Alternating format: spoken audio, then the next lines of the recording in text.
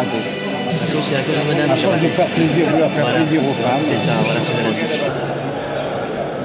La recherche, c'est en fait un sport collectif, contrairement à ce qu'on pourrait croire. On est dans des domaines où les choses vont très vite et il faut que ce que nous fassions aujourd'hui ait potentiellement un impact socio-économique demain.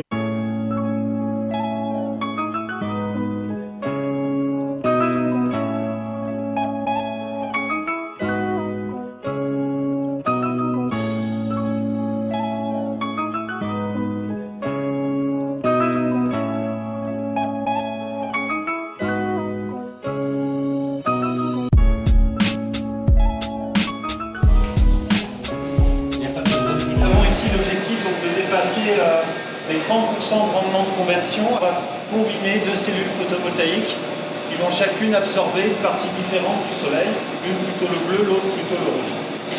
Deux cellules l'une sur l'autre, et donc la cellule du dessus va devoir faire passer la lumière à la cellule du dessous, ce qui nous oblige à développer une gamme d'électrodes qui est à la fois transparente et à la fois conductrice.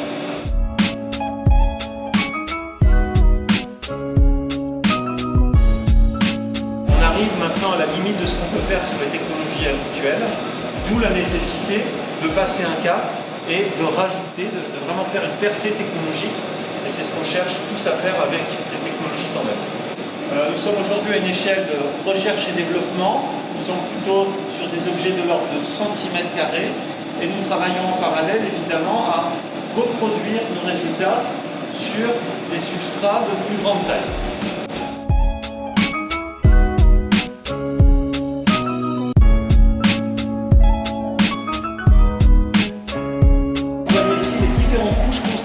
Cellule solaire. Et ça doit faire 1 à 2 microns d'épaisseur. Ça nous aide à comprendre comment les atomes s'arrangent entre eux et sont liés entre eux. C'est important pour nous car en fonction des structures présentes, nous avons des rendements solaires meilleurs ou moins bons.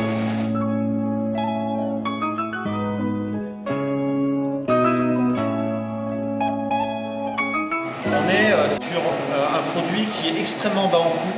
Le photovoltaïque a diminué de 80% son coût depuis 2010. Donc il faut qu'une technologie, elle ne suffit pas d'être opérationnelle, il faut qu'elle soit compétitive. Et donc le défi ici, c'est aussi de réussir à avoir des technologies qui peuvent avoir ce coût bas, soit par les matériaux qui la constituent, soit par les méthodes de fabrication qu'on utilise.